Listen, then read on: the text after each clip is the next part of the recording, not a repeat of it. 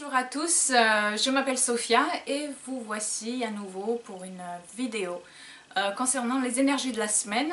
Ce sera pour la semaine du 14 au 20 avril. Donc la semaine commence avec la lune en balance où elle va boucler la boucle, je dirais.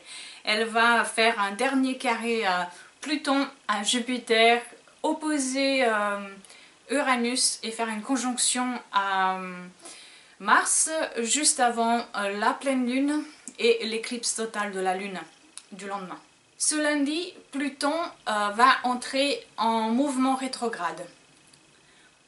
Il va être en rétrogradation pour à peu près 5 mois et cela va accentuer très fortement l'affrontement des peurs qui est nécessaire et qui vont mener bien sûr vers la régénération. Mais il va falloir aller très loin, il va falloir plonger très à l'intérieur de soi pour pouvoir aller toucher ces ombres, pouvoir les identifier, pouvoir commencer un travail d'anéantissement de ces ombres, car Pluton c'est la destruction pour que transformation puisse y avoir, pour que du renouveau puisse fleurir. Pendant ces 5 mois va nous permettre de raser ce qui n'a plus lieu d'être. Il va nous permettre de reconstruire à partir de ces ruines. Pluton entre en rétrogradation juste avant la grande croix cardinale. Voilà, pour intérioriser ceci, pour qu'on puisse... Pluton c'est une planète transpersonnelle qui permet du renouveau dans la durée, car Pluton est vraiment une planète très lente et qui permet des changements au niveau planétaire, universel, mais aussi bien sûr au niveau personnel, et surtout pendant ces moments de rétrogradation où ce pouvoir transpersonnel va être intériorisé et amené vers l'intérieur. Ce sera un moment d'épuration et ensuite de recherche de son pouvoir personnel. La question est de savoir comment est-ce qu'on va le vivre. Est-ce qu'on va le vivre, est-ce qu'on va le faire consciemment ou inconsciemment? Si on le fait consciemment, au bout il y aura la transformation. Si on est dans la négation, dans la victimisation, la confrontation avec nos peurs risque de nous affaiblir. Ensuite, Mercure sera lui aussi de la partie, car il viendra faire une conjonction à Uranus, un carré à Pluton, un carré à Jupiter. Ça veut dire que l'énergie cette semaine va être très électrique, très exaltée. L'information et la communication seront omniprésentes. Les mots fusent, et ils sont très rapides et très incisifs. Ils seront très percutants et très éveilleurs de conscience. Ils pourront tout faire basculer. Cette semaine sera une semaine très mentale. On sera beaucoup dans nos pensées et on pourra faire tout un monde dans sa tête, et cela pour le bien comme pour le mal, hein. On pourra être très anxieux et même avoir des maux de tête, vertiges, migraines, voilà, tout ce qui a un rapport avec la tête peut être un peu mis en lumière cette semaine. L'exagération sera aussi beaucoup là cette semaine, que ce soit dans nos propos, que ce soit dans les actes après quand Mercure sera opposé à Mars. Ensuite, mardi à 9h45 du matin, heure de France, ce sera la pleine lune. La pleine lune, ce sera aussi une éclipse totale de la lune. Ce qui veut dire que cette pleine lune, elle sera encore plus puissante. Un éclipse, les effets d'un éclipse peuvent durer jusqu'à 6 mois. Et là, cette pleine lune, elle va être à 25 degrés de la balance, c'est-à-dire dans le 3e décan de la balance. Elle sera conjointe à Cérès, astéroïde Cérès. Et donc cette pleine lune, elle nous parle de quelque chose, d'un accouchement qui doit être réalisé. La pleine lune, on peut la voir enceinte de possibilités. Quelque chose sera mis en évidence. La pleine lune, c'est toujours un moment de culmination, un moment de dénouement, un moment de voilà, qui viendra mettre un point final à une situation, à un événement. Cette fois-ci, elle sera conjointe à Cérès. Cérès est la déesse nourricière dans toute sa splendeur. Cérès, c'est Déméter. Déméter, du mythe de Déméter et Perséphone. Déméter, celle qui a accepté l'inimaginable, elle a accepté de se séparer de sa fille, de la laisser partir dans le monde des enfers, dans le monde de Hadès, c'est-à-dire de Pluton. Il a été accepté par les dieux et par Déméter que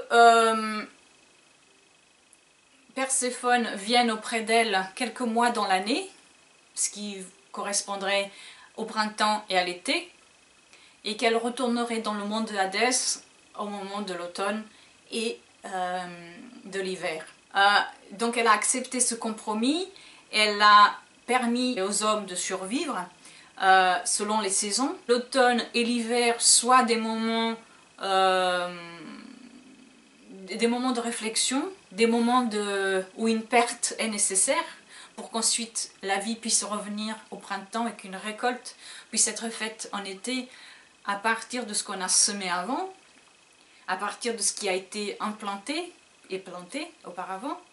Donc il y a ici une organisation, un équilibre naturel et un cycle qui permet le développement, tout ceci pour que la vie puisse continuer. Donc Cérès, dans notre thème natal, elle représente ce qui nous nourrit. Et cela dans tous les sens du terme, que ce soit physique, psychologique, spirituel. C'est la nourriture dont nous avons besoin et c'est aussi celle que nous pouvons apporter aux autres. Donc bien sûr pour chaque personne cela sera différent et à de différents niveaux. Donc la lune et Cérès ont ce point commun qui est la féminité, cette énergie féminine qui permet la vie. La lune permet de la gestation, permet de donner la vie, et puis Cérès, elle prend le relais après et elle permet l'éducation, elle soigne, elle nourrit, et donc elle permet l'intégration dans le système et dans le monde. Leur rencontre cette fois se fera en signe de balance, c'est-à-dire un signe masculin, hein, mais régi par une planète féminine, Vénus. C'est aussi un signe double, donc il est plus que jamais question d'équilibre, de choix, de la dualité consciente et inconsciente, de l'intégration du masculin et du féminin bien sûr. Par exemple, si ceci se présente dans votre vie professionnelle,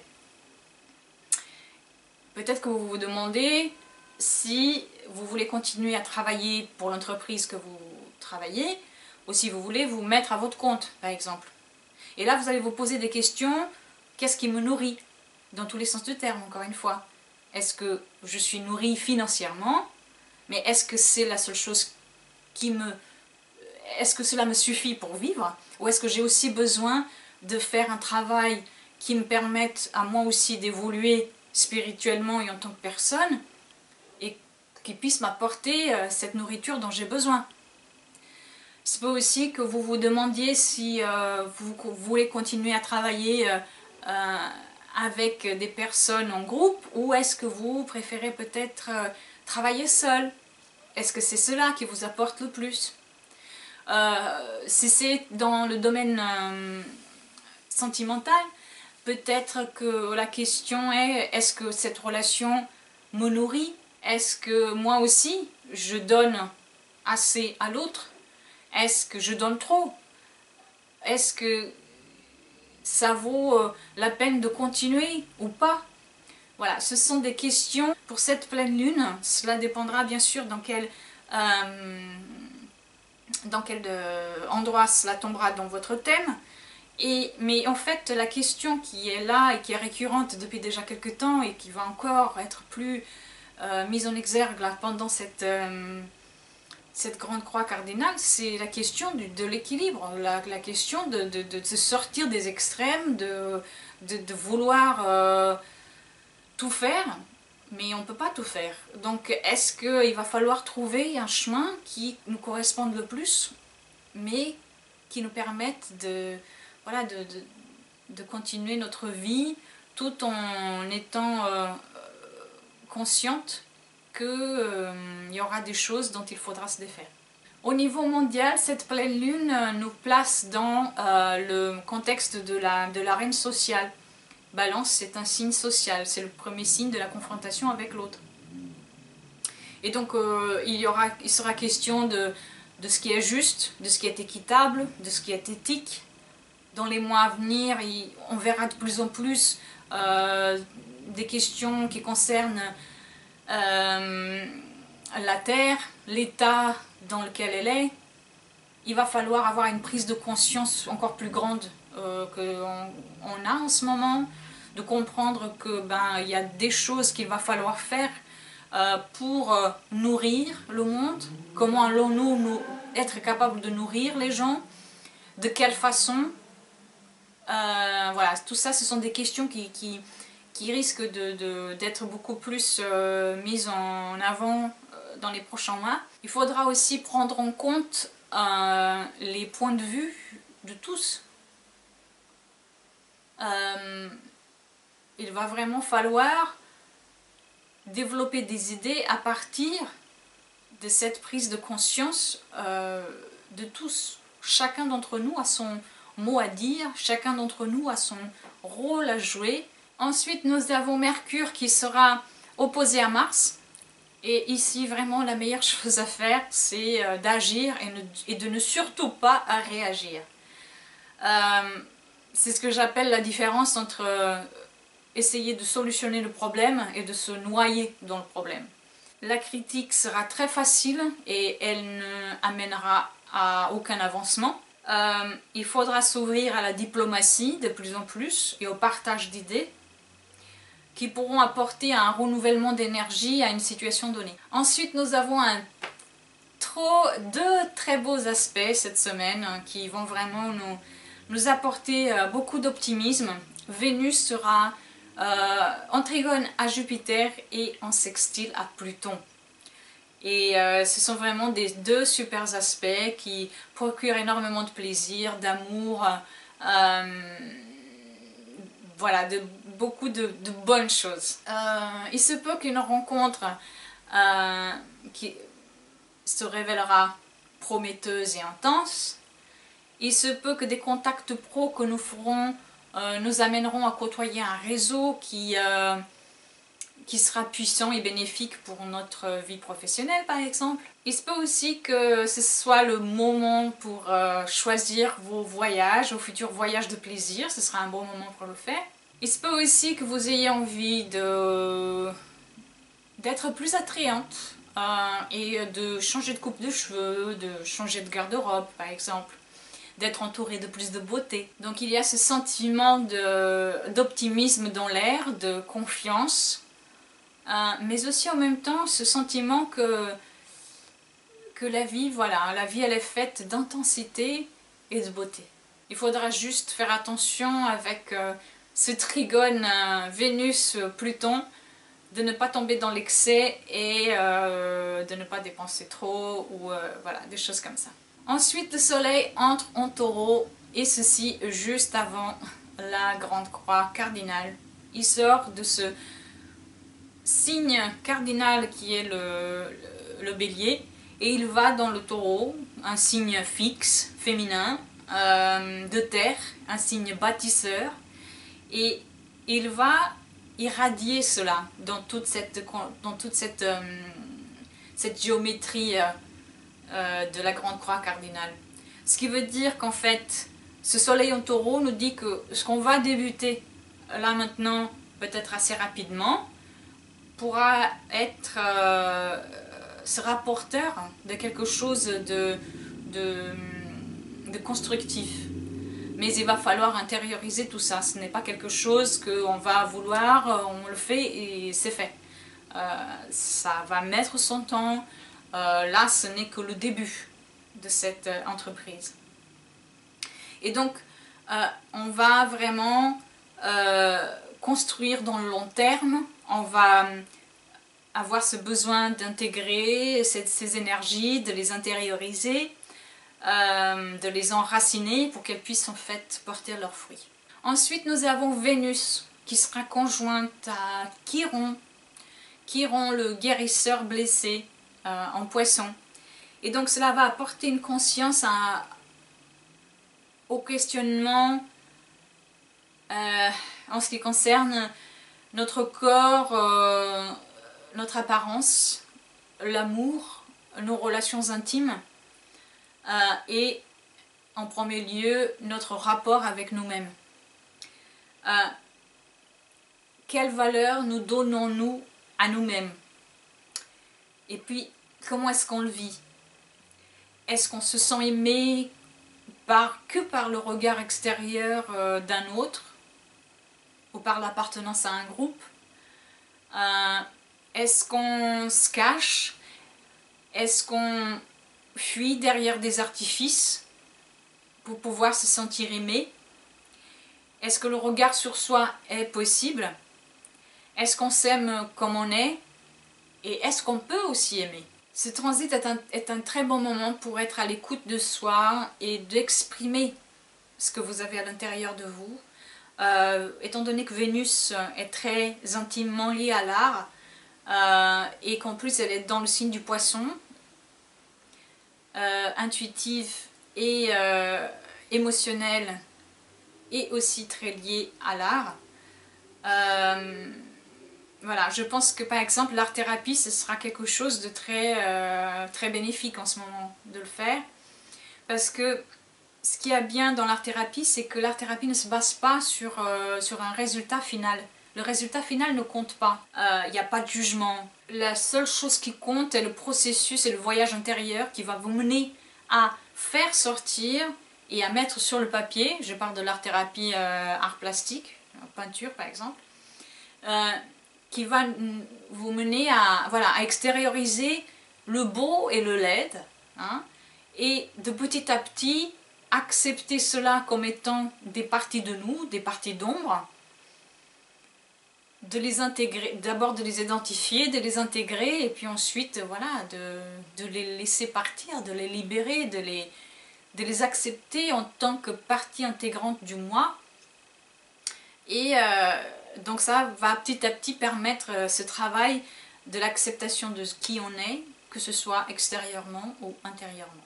Et puis bien sûr, le 20 avril, nous avons la grande croix cardinale qui débute au degré près, c'est-à-dire à 13 degrés.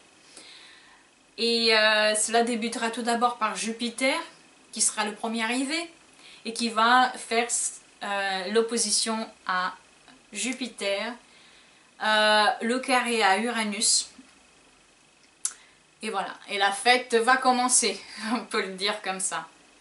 Alors ce que j'ai fait, c'est que j'ai écrit un tout petit texte en ce qui concerne cette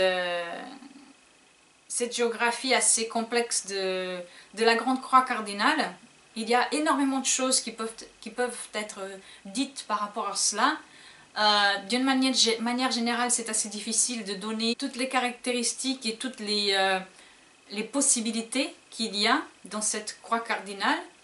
Quand on le fait pour quelqu'un de précis dans un thème, c'est différent. Donc ce que j'ai fait, c'est que j'ai écrit un tout petit texte concernant ce que je pense moi pour cette croix cardinale par rapport au monde et à son rôle global. Et puis ensuite, je donnerai juste des pistes au niveau personnel de ce qu'on peut s'attendre pour cette grande croix. C'est Pâques, c'est le renouveau, la renaissance, l'éveil. Pluton rase tout ce qui est obsolète. Il déstructure les vieilles fondations. Il les déterre. Il les met à nu. Et il est aidé dans cette tâche par Jupiter qui amplifie son toucher. Et par Uranus qui les guide dans l'obscurité. Uranus pointe vers ce qui apporte le futur. Il nous dépêche de regarder avec nos propres yeux et de sauter le pas. Il veut que nous en fassions l'expérience et qu'on puisse passer le mot que c'est en fait possible. Pluton nous dit qu'il n'y a plus de choix et que les vieilles rengaines doivent maintenant se renouveler. Et des traditions, elles aussi, doivent évoluer. Jupiter nous montre que les excès sont nuisibles et que le trop mène toujours à l'aveuglement. Trop de fondamentalisme, trop de la loi du clan, trop de consommation et pas assez de motivation pour réfléchir, penser par soi-même. Tout cela mène inévitablement à l'abrutissement. Mais Jupiter nous tend la corne de l'abondance. Si on sait se délivrer de ce qui nous entrave et si on accepte d'ouvrir les yeux et le cœur à ce qui est différent, en se posant les bonnes questions et en apportant sa propre réponse, pas celle d'un autre, pas celle d'un groupe, mais la sienne. Se questionner, réfléchir par soi-même et partager sans vouloir endoctriner mène à la richesse personnelle et à celle d'un peuple entier. Voilà ce que je pouvais dire au niveau global de cette grande croix cardinale. Au niveau personnel, je dirais juste d'une manière générale que là où vous avez Mars en ce moment en transit dans votre thème, c'est là que vous allez avoir besoin de négocier, de trouver un compromis, de regarder les pour et les contre. Où vous avez Pluton en transit en ce moment dans votre thème, c'est là où sont vos peurs actuelles. Et il va falloir y faire face. Car pour pouvoir reconstruire, il va falloir tout d'abord les anéantir. Où vous avez Jupiter en ce moment en transit dans votre thème, c'est par là qui viendra l'abondance et la croissance aussi. Si vous acceptez de vous ouvrir à plus grand que vous. Et où vous avez Uranus, c'est là où le spotlight est en ce moment. Que ce soit parce que vous ayez ce besoin de vous en libérer, ou soit parce que vous avez besoin de l'approfondir, cet approfondissement conscient.